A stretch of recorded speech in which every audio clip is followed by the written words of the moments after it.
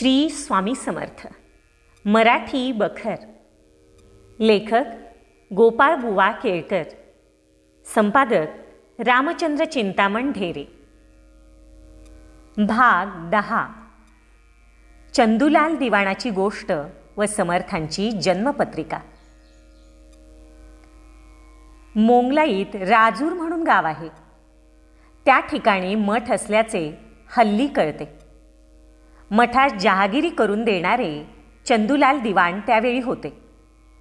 त्यांची महाराजांच्या चरणी फार भक्ती होती असं दिसतंय व महाराजही चंदूलालचे शहाणपणास चाहत असत. कारण कोणी सेवेकरी हुशार दिसल्यास महाराज त्यास चंदूलाल या नावानं हाक मारत. राजुराहून महाराज जोगाईचे आंबे येथे गेले. तिथे एक मोठा डोंगर असून त्यावर दत्त पहाड या नावाची गुहा आहे. त्यात महाराज काही दिवस जाऊन राहिले. ही गुहा केवळ अरण्यात आहे. तिथे मनुष्याची वस्ती नाही. श्री स्वामी त्या स्थळी निराहार वास करून राहिले. पुढे त्या डोंगरावर महाराजांची प्रसिद्धी होऊन गावोगावचे लोक त्यांच्या दर्शनास येऊ लागले.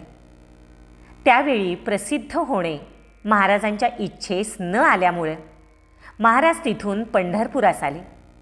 तिथून मंगळवेढ्यास आले. तिथं 12 वर्ष होते.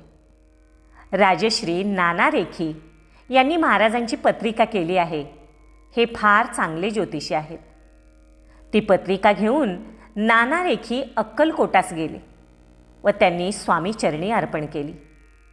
तिचा इत्यर्थ समर्थांचा अवतार शके 1071 चैत्र शुद्ध द्वितीया, वार गुरुवार, अश्विनी नक्षत्र, प्रीतियोग, प्रातःकाळी 2 घटका दिवसास, मेषलग्नी, हस्तिनापुराहून 12 कोसावर छेली खेडेगावी वडाच्या झाडाखाली गणपती मूर्ती सन्निध झाला. महाराजांचा भक्त रामसिंग हा गोट्या खेळत असता त्यावर गोटीचा डाव आल्यामुळे समर्थांची 8 वर्षांची मूर्ती धरणीतून प्रकट झाली. स्वामी सूत म्हणून मुंबईस उत्तम भक्त होऊन गेले. जातीचे शूद्र असून एकनिष्ठ भक्तीने महाराजांची कृपा संपादन करून मुंबईस कांदेवाडीत त्यांनी समर्थांचा मठ स्थापन केला आहे. महाराजांच्या जन्मसंबंधाने त्या भक्तांचे मत याप्रमाणे आहे. महाराजांची लीला अगम्य होती. त्यांचे संबंधाने विचित्र गोष्ट सांगितली तरी त्यास ती शोभा देत असे.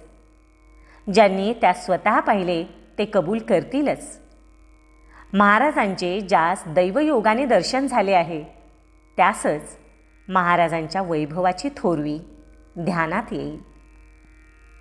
श्री स्वामी समर्थ.